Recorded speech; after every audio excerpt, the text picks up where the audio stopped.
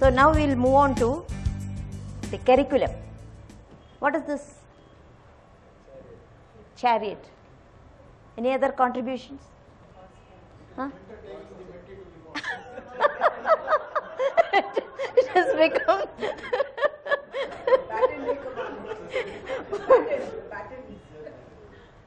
that baton. Old way of teaching. Old with the stick. Yeah. Pardon? Slave. See, the perception is so different, no? See why I showed this because the curriculum, the word was derived from this vehicle which is called a curricle. So that is why I showed it. Huh? But now you see that so many people have different ideas regarding that. So actually what we call as a curriculum is a formal plan of educational activities. So however informal we are in the program, we have to have a formal plan of activities charted out very nicely and all the components of the educational spiral. So what are the components of the educational spiral? Objectives, the teaching learning process and evaluation. So all those components should be there. So what we have to think about is how is a curriculum planned? Who plans it? How is it developed? Is it reviewed? And if you answer the basic questions, few basic questions, you will know how to develop a curriculum. What kind of output do we need? In the beginning itself we said that an educational system has an input and an output. How your output should be is decided by the need for the particular educational program. So that is the first thing that you have to consider when you develop or plan a curriculum. So what do they learn? What is the common word for that? What do they learn? A word which everybody is familiar with, syllabus. How do they learn? What are the teaching learning methods to be employed? How do we assess the learning outcome? That is the evaluation process. And what changes are to be made based on earlier experience? That is why we had the educational spiral and not the circle. So the contents of the curriculum, it includes the selection process, who are all to be included in the program, the admission, how you enroll into that program, the training period, the curricular time available, the training modalities to be accepted, the assessment of the trainees or the output, and the subject-wise syllabi. All these have to be included when we plan a curriculum. And there are different types of curriculum. One is subject-oriented. See, most of our curricula are subject oriented, we try to cram it with as much knowledge as possible. But activity oriented curricula are more preferred, especially when you are training people. It should be an activity oriented curriculum. See, the military schools and all, they have the activity oriented curricula. Then you have community based curricula. So for your type of training programs, you can have a mixture of the three. That is what you are having now. Then you have what you call as the core curriculum that everybody must have, and the hardcore and the soft core. And again, the must, desirable and nice to know topic should be specified in the curriculum itself. So what the learner need to know as a must category should be specified in any curriculum. So the curriculum for this course, again, who planned it, what is included in that, when, where, why and how. Nandini will tell you. Well, at the outset it was a very, very difficult task, but as Madam had said, mentee and mentor and all those things, that was applied. Actually, I myself underwent a course, so that gave me the experience as to how to go about it. But then my plan became too ambitious. So I want to sensitize the medical undergraduates, I want to sensitize the medical and non-medical postgraduates, then I want to have the researchers get sensitized, and then I also wanted the trainers. So who will do that fell on my head, and what I would actually plan under that was one for these undergraduates, one for postgraduates, one for researchers, and one for people like you who will be the future trainers. And when actually we had to plan whether we will have to have 1 day program, 2 days, 3 days, 5 days, and then whether we have to have the international participants also included in that or not. In that case, we would have to have a longer duration with more of international specifics included into that. And then where? That's why initially when we were calling for the trainers this program, we wanted only Indians, because the content would be Indian specific. Then because of the repeated requests and our 3 friends, we tried to put in some readings. As Dr. Sri Kumari was telling that the must, we had asked for the readings, 2 essential readings, which must be the must. And then desirable, of course, a spate of readings can follow that if you want to go into specifics of that particular subject. And then where of course was depending on how we get the local convener and how much is it convenient for that person to hold it there, things like that. And why was actually 2 objectives. One was to sensitize and one was to create that core group. Okay. And how, as she was telling just now, a core curriculum. So this is the foundation course that all of you are undergoing, and then we have the elective of 1 week. I think that should be okay. So forth. You have to plan a curriculum. So what the best way to learn it is to do it yourself. When you do it, you learn. Then you may have to redo it several times till you first met. That is what she was saying, that they had to go over and over again as to decide as to who should be the participants. That is only one aspect of planning the curriculum for this program. Who should be the learners? That itself would have taken them months to decide on who all should be the participants. Then how to enroll them into the program. So all these aspects may look very simple when you finally attend a training program, but when you actually plan a training program, you find that it is taking a lot of your time and effort. So when you train your learners, define the objectives clearly. You should know what should be, that should be the first thing that has to be defined clearly. What are the objectives of the course?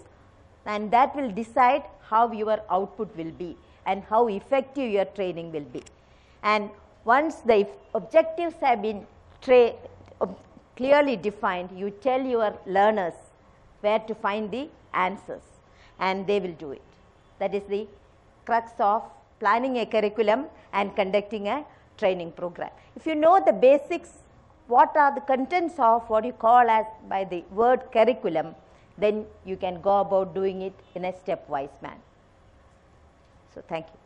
See, now we've been exposed to so many different type of teaching learning methods, and I would like you to just take, say, 2 minutes individually to get you to write down a few, at least 3 teaching learning methods which you could adopt, which you have not been doing. Just 3 which you were not doing but you would like to do. Okay?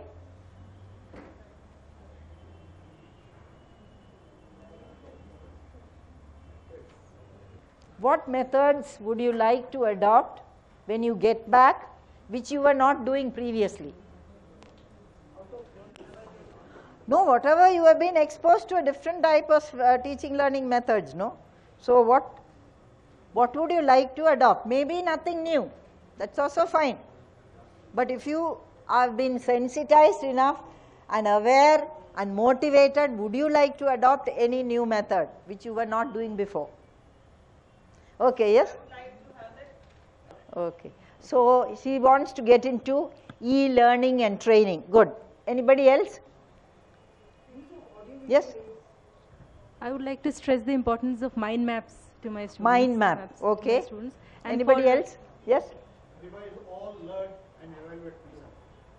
Oh, you want to learn. So, self-learning. Okay, fine. So, no monkeys there. Eh? Okay, anybody else? Oh, you want to use more of audio visual aids. Okay. More participatory, learner oriented. Right. Okay. Huh? Mentoring, more effective mentoring. Brainstorming you want to try out. Okay. Which means we feel a little happy because that means there's some change which has occurred in you in spite of this forenoon session. Now, I'd just like you to look at that humanities in medicine. What do you mean by humanities? Art, literature. Okay, right. Now, I just want you to quickly have a look at all this. These are some paintings. Can you use paintings for teaching learning? Yes. Yes. So, we'll quickly go through this. The afternoon session will be a little group activity. Quickly we'll go through this just to give you a little awareness that paintings can be used for teaching learning, right? Who is this? Yeah. Yeah. So, we've been talking a lot about him. Next. Right. Now, those who are medical people will realize there is a swelling here. You know what it is? Huh? Huh? It's a ganglion. It's an onion. It's a ganglion. It's supposed to be a lipoma. And why is that enigmatic smile of Mona Lisa? So, can you use this to teach tumors? Okay, next one. That enigmatic smile is supposed to be because of a partial facial palsy. I read it somewhere in literature. I don't know whether it's true or not. Can you use movies? You've already seen a couple of movies. Yes. Have you seen this movie, Patch Adams? Yes, yes. Fantastic movie, right? Okay. Next one. Right. These are all movies which can be used for, you know, right. Next one. These. Huh? Okay. And these are all books in teaching learning. I am not going into all the details because, okay. Now, this group activity we will be having it in the afternoon, and so it's just to give you an insight into that. Okay. I just want you to reflect on this. Do you create your own mnemonics when you teach or learn? Yes. Yes. We've had one mnemonic which she was highlighting. What is that? Rumba.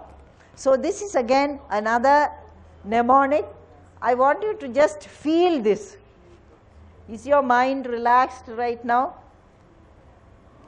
Have you been acquiring facts and wisdom? Is there a difference between facts and wisdom? And do you find a meaning for whatever has been said? She's been talking about curriculum. Nandini has been sharing about how this curriculum was planned. Do you find a meaning in all that in your own work situation? Yes or no? Yes. Yes. And does it trigger your memory? How many types of memory is there?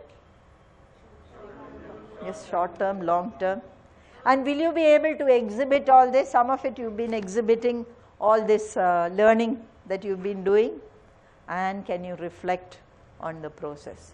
So this is the mnemonic for learning.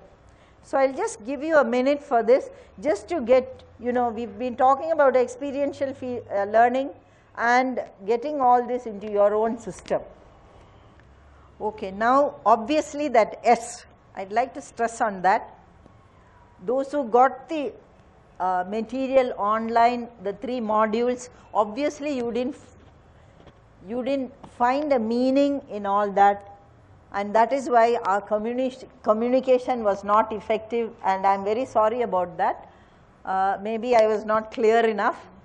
I really do apologize for that. So subsequently those who asked again and sent a mail back, some of them got it right. So that means that S part, it was not effective. The communication was not effective. You have a session subsequently on communication. So you were not able to find a meaning for the material that was sent. The second thing I would like to highlight is we had wanted some assignments for you to bring or send online. So those who have brought their assignments as a printout or something, if you want to, you can submit it to us. You can submit it to any of us. It's just to get you to have a feel of an online assignment. So as she was saying, she'd like to get into, and an actual online course is much more intense and more participatory, and it's much fun, so you've got to realize that also. So you just find out. And just a few words about what are some of the books which were sent as review. Of this, somebody has reviewed Robin Cook's book, Marker, isn't it?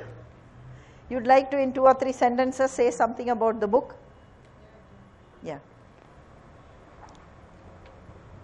Yeah, I'm sure all of us would have been reading Robin Cook books, and for persons without a medical background, what I feel is that you have to read Robin Cook books at least twice to get a feel of the whole thing. So for me also it was like that, since I don't have a medical background.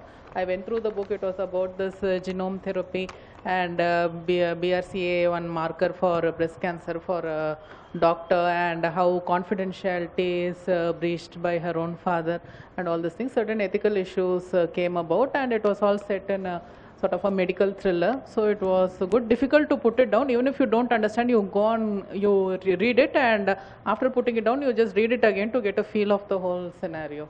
So that's right. Thank you. Give her a clap. Then we have how to have a beautiful mind. Yeah. Who is the author? Edward de Bono. Yes. Edward de Bono is famous for what? His management books, and but mainly his concept of thinking. Lateral thinking. Lateral thinking. Yeah. Right. And the 6 thinking hats. Yes. Okay. I think you also brought that book. Okay. Yeah. So the author is basically trying to tell us in everyday life how to get across your point to the other person. This is what I think is the crux of the whole book, and it starts with saying how to agree. The book starts with the chapter how to agree. Most of us may agree with the other person, but may not, actually say it in that tone. So then he goes on to tell how to disagree also. And there are various things that he tells, and the important things that he again says is about 6 thinking hats: the white, the red, the black, the yellow, the green, and the blue. So these things, he says that if we use, if we are in a group, then we want each person in the group to be thinking in the same direction. And that is, you may have different views, but at that particular point of time, you must think in that direction and give your input. Then you wear another hat, thinking that direction, give your all your inputs. So it maybe simulates kind of a brainstorming session. Okay, when we have a Bengali film, obviously none of us would have seen that Bengali film. Who's reviewed that Bengali film? Right? Okay. Please come. Obviously, nobody else has seen the Bengali film, no? Okay. I took this film on purpose because this was a very old film. It was a 1960s movie by a director called, three directors actually, called Yatrik. This movie is a very simple movie which talks about a doctor, not a doctor actually, a person who projects himself to be a doctor. He couldn't finish his medical school. He dropped out of final year because he had financial difficulties. He recruited himself to the army, went to Burma, and then what he did was one of the people he had treated later on became a sort of a political leader in a town away from Calcutta, and then he finds this person one day mistakenly thinking that he is a doctor. He asks this person to come and join a new hospital that he has started. This person, who is not a doctor, who hasn't finished his training, actually was searching for a job, and he was, really this thing. He fights with his conscience, and he ultimately comes and joins, thinking that it will help him over the financial difficulties.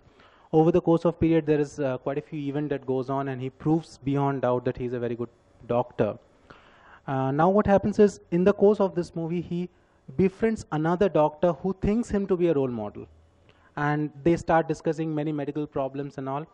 The second doctor was a person who was working in a sanatorium, and he finds out certain irregularities, and he raises his voice against that.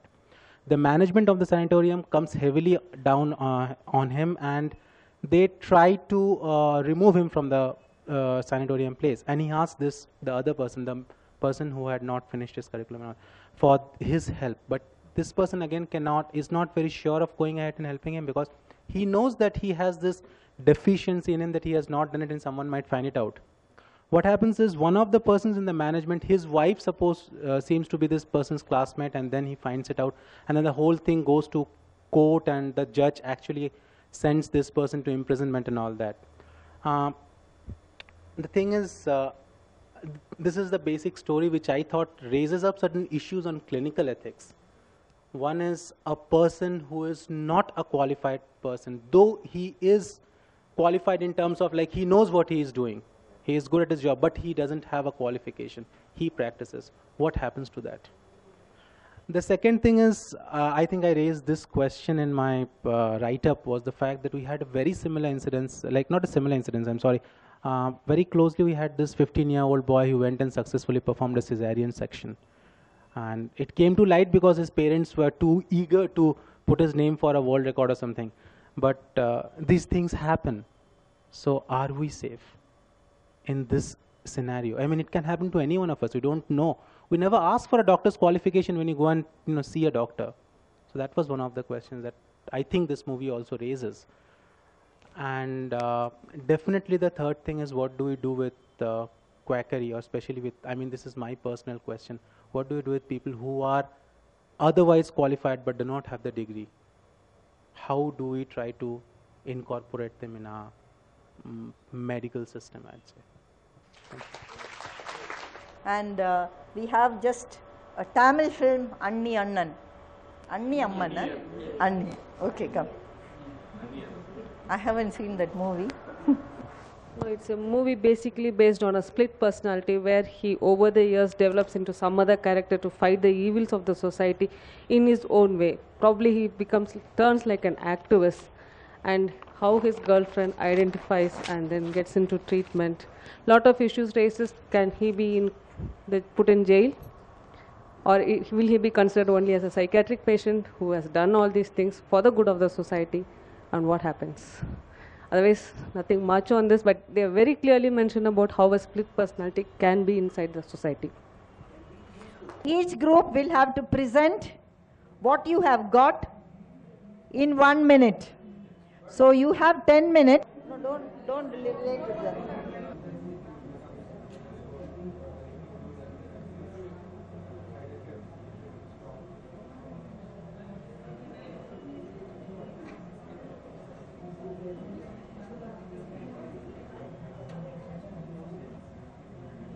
Group 1, in 1 minute you need to, okay, come, please come.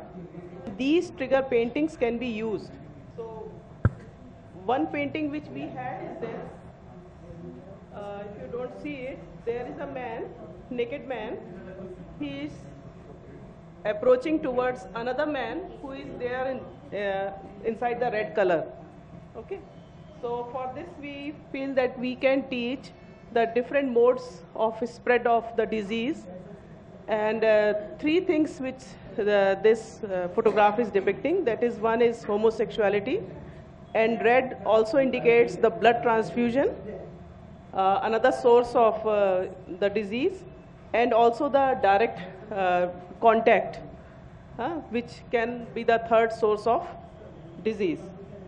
And secondly, we can also teach about the danger of disease. Now, second photograph is this. This is again about on teaching of AIDS. With this, we can teach about the care and support we can provide to the HIV positive persons, acceptance of HIV positive persons by the society, and also confidentiality, because if you see the hands which are crossed, and the natural history of disease, these things. Thank you. The central one is a big heart indicating the compassion. So that is group 1. Group 2, people who have not come up, please motivate them. You have come up, you get somebody else to come. The book is concerned working with emotional intelligence. And the concept of emotional intelligence, self-awareness, self-control, to initiate and accept changes. These are all particulars you needed when you ascend high. That's all. Okay, thank you. So this is a book, Emotional Intelligence, absolutely vital for all healthcare professionals. There's a plastic cover also, please bring that also. Group 3. The assignment that we were given were to review 3 movies and talk about one of them. So the 3 movies that were given to us were Proof by John Madden, Tuesdays with Maury by Mitch Albom, and Inconvenient Truth. Well, we picked up Inconvenient Truth. This is a documentary by Al Gore when he was a US presidential candidate, and he talks about global warming in this movie. He talks about the challenges posed by global warming, and he talks about how divided the general consensus was regarding steps taken to prevent global warming. Though this review says that this movie stopped short of providing any solutions. He did not provide any solutions in this movie. Also in this movie, at some point of time, he goes back to his childhood days and he talks about his growing up and how his father abandoned the tobacco farming because of his health and all that. I remember one of the controversies that was raised when this movie had come. It was during his run for the presidential candidateship. So a lot of people thought that this movie actually was a campaign towards his presidential candidateship. I don't know whether it is true or not. I haven't seen the movie, but I've read the book. It's got some fantastic pictures and beautiful pictures, you know, all 3-dimensional type of pictures with lovely coloring, real good photographic pictures. And actually Al Gore, he went into all this, you know, when his son met with an accident, you know, and he was in hospital for days and days together. That's the time he said, I'm going to shift my value systems. And he decided my family comes first, and another social issue which I'm going to take up is environment. That's all. It's a fantastic book. I haven't seen the movie. Then group 4. So this is a poem by Khalil Gibran, the famous poet, whom every one of us is familiar with. So, let me sleep, for my soul is intoxicated with love, and let me rest, for my spirit has had its bounty of days and nights. Light the candles and burn the incense around my bed, and scatter leaves of jasmine and roses over my body. Embalm my hair with frankincense, and sprinkle my feet with perfume, and read what the hand of death has written on my forehead. So for what topic can you use this as a trigger poem? So we have got a, like our group has got a meaning, and from understanding this meaning from understanding this poem, which does not necessarily mean what Khalil Gibran might have meant, because poets by their intellect and their imaginativeness might have meant certainly sometimes a different thing. Okay. So death is an eventuality which every one of us should face at the end of our life. And sometimes we might, as clinicians, we also face death for our patients. And sometimes when the death is staring in their face, we feel very helpless. So in that kind of a situation, we sometimes be very sympathetic, empathetic also. So this is one way of accepting the eventuality of death. So he gives it in another way. Good afternoon. This is a poem by Khalil Gibran, a part of Tear and Smile. He's a Lebanese-born poet, Arabic poet writer rather. He's been translated in English. From Tear and Smile, he talks about death. He talks about life. He talks about imaginary character known as Salma, which is not there. He talks about Salma. Salma said, the life will go on, go on, go on. This could be, poem is as good as, see, when patient is dying, we could persuade him. Because life is kinetic. It flows and flows and flows. You die, you could live even after your death. Why don't you donate your organs? You could be there. You could see through your eyes even after your death. You could be, as Khalil Gibran says, that the other part of the life, from there you could watch out from the sky, Salma, I could watch you.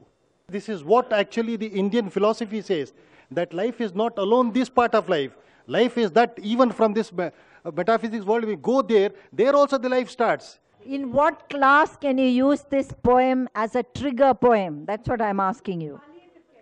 Palliative care, okay, fine. Then? Yes, any terminal illness, right? Euthanasia, right. So you can, see, trigger means you're using only a minute. You get a learner to read out this poem, maybe with lots more feeling and emotion, and then you start off the class. That's what's meant by a trigger poem or a trigger book or whatever it is. Now group 5. The game is make 4 equal triangles with a given 6 matchsticks. The end must touch each other. We could do it somehow. What concept in thinking is highlighted through this game? Okay. We believe that... First of all, yes. 5, please tell me whether what they have done is right or wrong. That is being disturbed now. Yes, you do it again. Okay, I'll do it. Is it right or wrong? Every end must touch the other end of the matchstick. Yeah. Is it touching? Yeah, I'll do it. I'll do it. Is it touching? I'll do it. Will the diagonal touch? Yeah. 6 matchsticks, 4 equal triangles, and every corner must touch the other corner.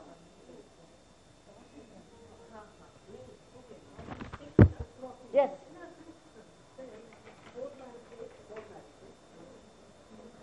See, if you use the diagonal one matchstick, is it going to be the same length as the... No. No. Then how can it touch? We shorten 2 ends. You sort of did it, yes. So it's not right. Okay. Agree? Is anybody willing to try? Yes, please come. Please come. You have to move 4 equal triangles, every corner.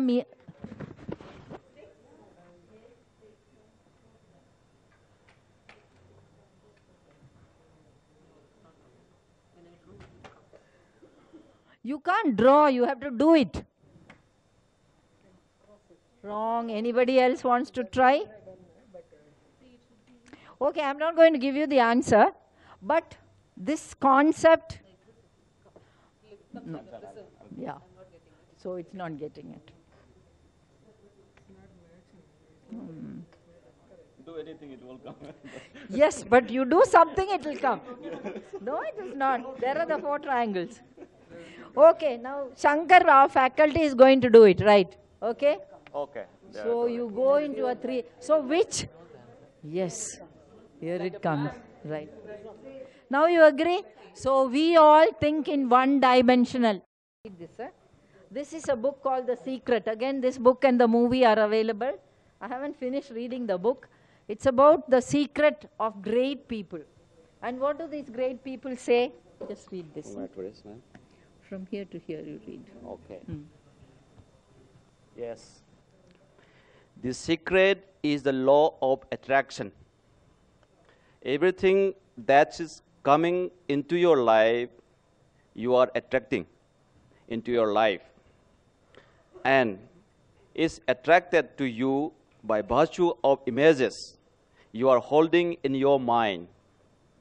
It is what you are thinking. Whatever is going on in your mind, you are attracting to you. Every thought of yours is a real thing. It's a force. It's a force, it's an energy. So if I'm thinking positive thoughts and she's thinking positive thoughts, there's bound to be an attraction. So this particular game is introduced to introduce you to lateral thinking and something about thoughts and thinking. Okay? Thank you. So you got the click. Yes. So you try it out. You try it out. The younger the person is, they might do it. The older the person, they might not do it. That's right. Okay. Okay. Now group 6, humanities in medicine again. Can you use music for teaching and learning? Teaching learning can be more effective by using very simple tools also. There are tools which need not be used in the primary classes alone, but we can use them at any point of learning. Okay. And having discussed the holistic health approach, the aspects of holistic health, and the various points associated with it, I think you'll be able to correlate. So this is, just imagine it's a play school, all ranging from 2 to 3 year kids. Both sexes, okay? Right. 10 little fingers, 5 little thoughts, 5 little styles and so little words, 2 little hands and so many tips, and 1 little me who's healthy and strong. So which concept got highlighted? Huh?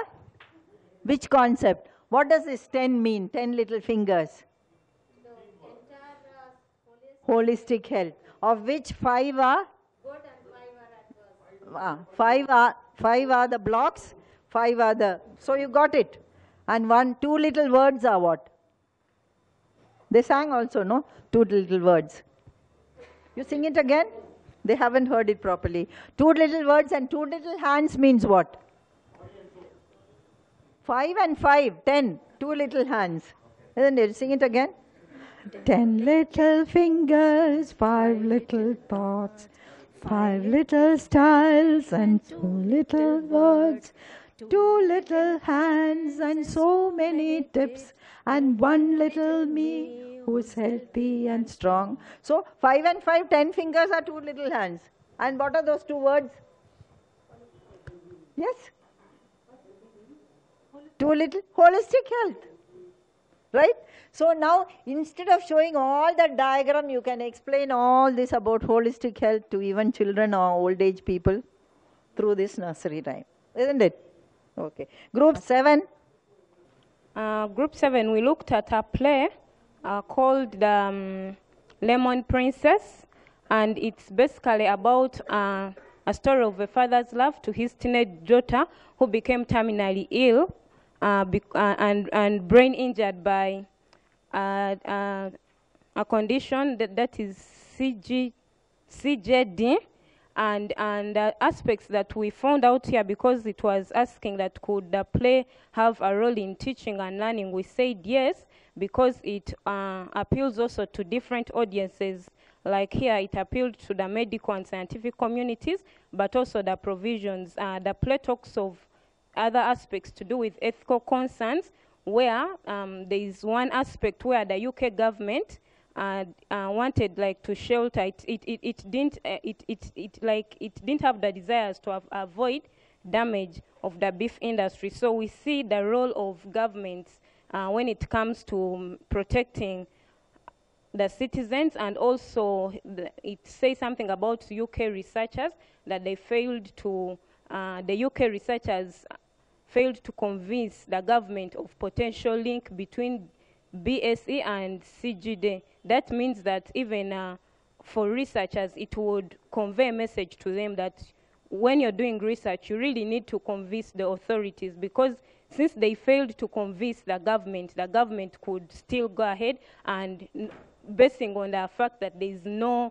like evidence that they would say this has a link. So even the title itself, it says the Lemon Princess, because it talks of that, it became like a nickname because she gradually, the little girl gradually takes on a yellow pigment when she's given medication. So at first they thought she's recovering, but later it proved that this medication was toxic and had to be stopped. But they don't mention anything whether it was stopped or not. So even the name itself, it sticks more. Like if somebody watches it, it gives you a hint of why the name, the Lemon Princess. So maybe other people can add on some other aspects from the group. No, it's just to highlight that a play can also be used. I don't know. Now the next. Okay, our group had 2 pictures. One, two paintings. Sorry. One, the first one is the trial and death of Socrates, and we thought that this painting could be used in bioethics to teach on courage.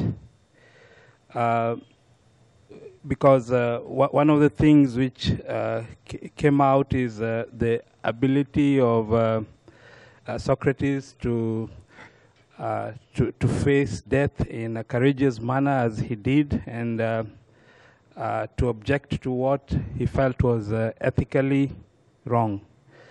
The other aspect which comes out is the ability to question everything and everyone, which is indicated in this particular painting that Socrates did, yet still having the humility to know that you cannot know everything, because that's what he indicated. The second painting was by this gentleman Hussein of Mother Teresa. In India. Yes, he's famous. Yes, who is that? This is a Hussein painting, and who is that? Mother Teresa. Mother Teresa. And Mother Teresa's painting be used for teaching what? What did you For compassion. That's what we thought, as related to beneficence, and that the greatest good might be for the greater number. Thank you. Thank you very much. See, they saw a perception which was so different from what came to my mind. Right? So these sort of paintings can come out with different ideas, not just one particular idea. Okay, so that is our group activity. And so we've had something about objectives, something about curriculum, something about teaching, learning, activities.